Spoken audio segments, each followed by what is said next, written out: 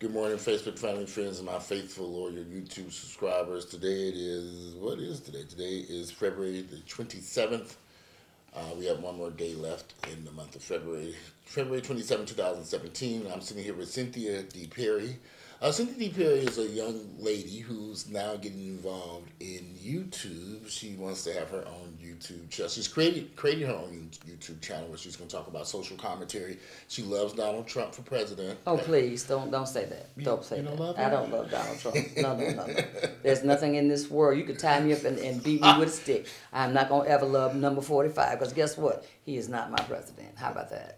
Were you shocked about his election on election night? How did you get through that? Because I know you. I know how you I feel got about through it, but I was still in awe and shock and couldn't believe. But then again, most of the people that I polled on my own, black people that I polled on my own, they were talking all this craziness about not voting for Hillary, not this.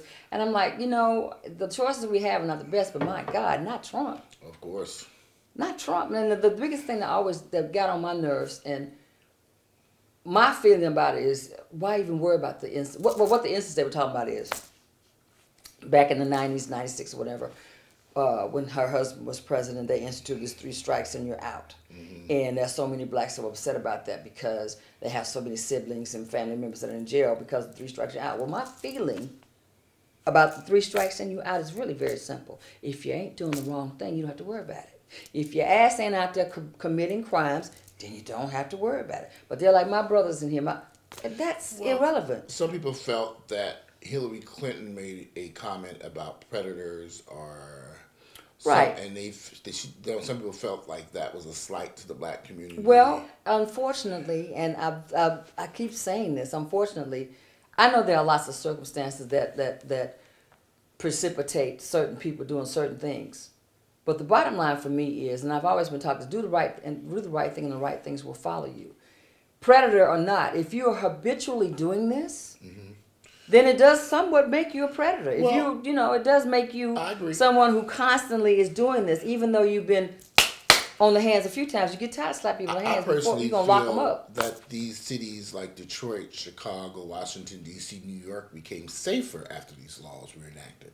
I do because too. you have to understand, at one point, Washington, D.C. was one of the most dangerous cities in America. And yes. Chicago still has serious issues, but Chicago's Chirac is definitely. Yeah, but New York cleaned up tremendously under these laws. Oh, yeah.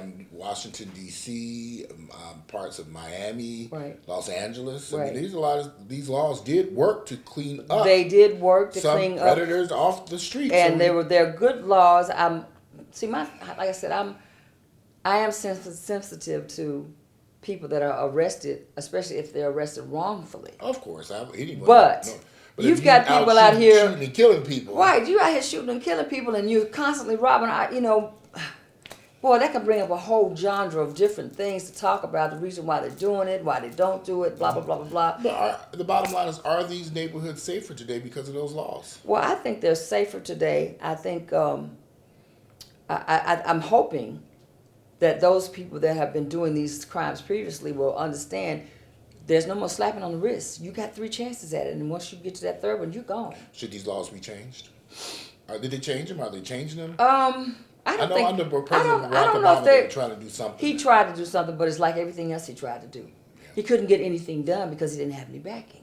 See, what we did, we voted for him in the general elections, but when the midterms came, we turned our back on him. Therefore, all the help that he did have, he didn't have anymore. Because then all the Democrats were voted out of office, and all the Republicans came in. And like, if you know anything about government, the president may be the president, but you have to have and be in agreement with the Congress and with representatives. And when you don't have the backing, you can't get things done. All right, so President Donald Trump is attempting to remove the Obama healthcare, the Affordable Health Care Act.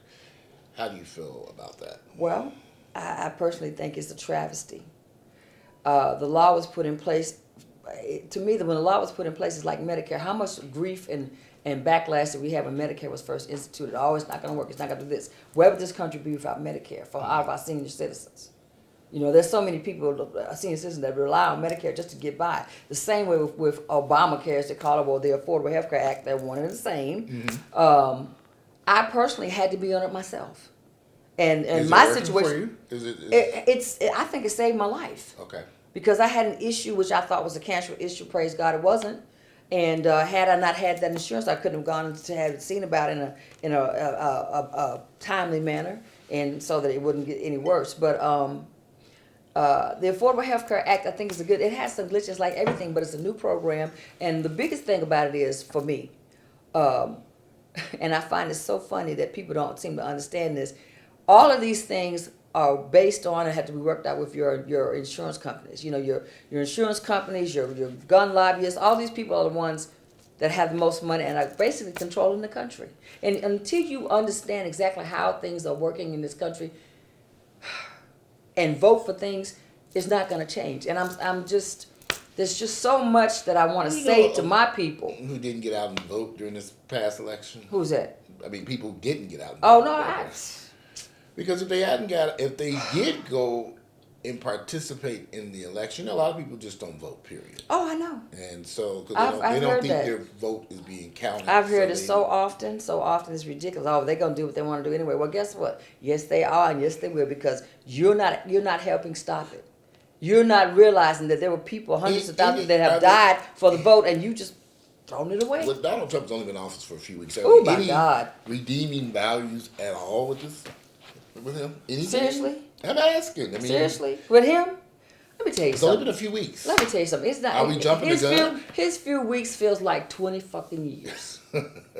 He has done so much. To me, he has done some of the most. Okay. He's following his base. He's doing what they asked him to do. But my thing with him is, if you think back, and I think back, for me, he doesn't even want to really be president. The reason why he ran, in my opinion, if y'all remember the correspondence dinner where Obama dropped the microphone and dogged him out so bad, the reason why this man ran was to show Obama that he could get there just like he did. Because you know he was a big birther, swearing up and down that Obama was not a legal citizen and all this other garbage. Okay, right, so he got his tail in there. Now he don't know what to do, and he putting all these billionaires and millionaires in place. They don't have any experience in this. They don't know what they're doing. How you gonna relate to somebody who is on welfare or who's poor or struggling from check to check? When you're a billionaire, you can't relate to that. They want to relate to those people. Of course they don't. They want to stamp out those people. Of course they do. That's why he said he wants to make America great again. No, he wants to make America white again. Well, I can and you guys don't. You guys that didn't vote. Your tagline was, well, what has he done for the black people? Did you actually expect Obama to put together legislation specifically just for black people? Well, Donald Trump is trying to put some things together specifically for black people. At least that's what he's saying. Oh, no, that man is so full of garbage. It's ridiculous. This man, he specifically, to me, he specifically run just to show that he can make it. He got up in there. How many times you heard a reporter, he didn't realize the problems were this deep. It was so much to do. He's trying to run a country like a businessman, which is what people wanted him to do. Mm-hmm. But he has no experience on foreign policy, except for maybe Russia's. He has no experience on foreign policy. He has no experience on basically how the economy runs. He just knows how and speaking of businesses, when have you heard him say he's going to bring back all his business from overseas and create those jobs? You don't hear that, do you? Of course you don't. He's not going to do it.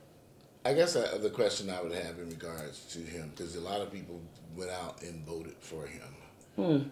And they put him in this office, and he's now the president of the United States. Now, well, I'm not even sure that really should have taken place, because if you look at the popular vote, the electoral college screwed up. Do you think that he's going to survive these 4 years? I hope not. I hope he doesn't survive 6 months. I hope they put together enough trash on him to get a big broom and sweep his ass out of office. That's what I'm hoping.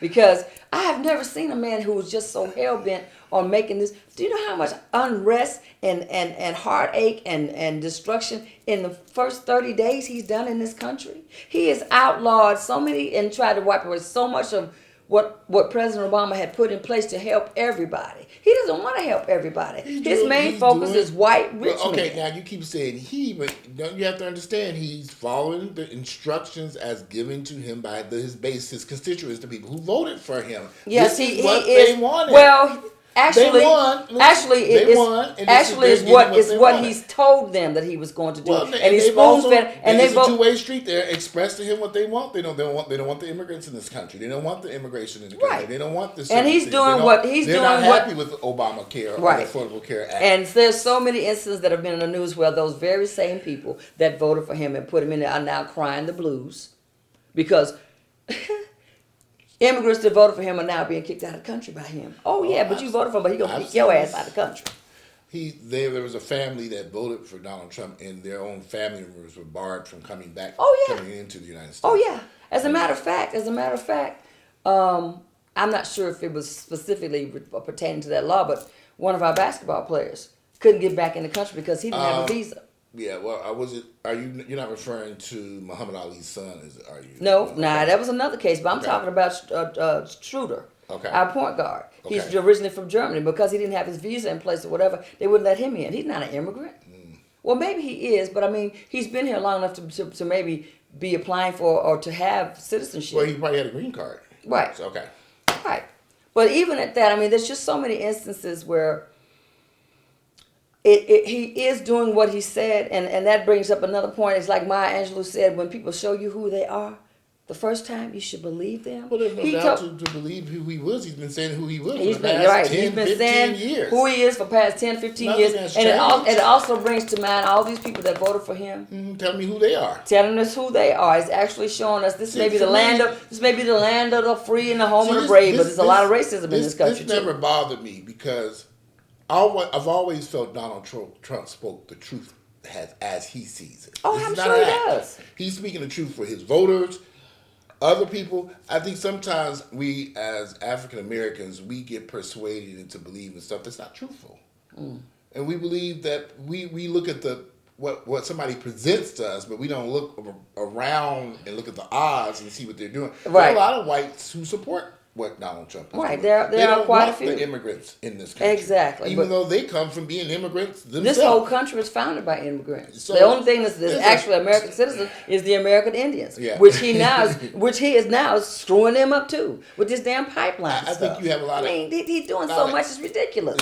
He's only doing what they're asking him to do. Well, you know what? I'm really hoping that a lot of this garbage that he's putting forth and all these programs that he messes up affects some of those very same voters that voted for him. And I hope it does. What goes around comes around. Yes, it does. Yes, it does. And I hope it does. And I hate to sound bitter and angry, but I'm really I can't even see any type of love in his heart or compassion in his heart for anybody. If you're not rich, white, and a man, he don't really care about you. And he's not concerned about you.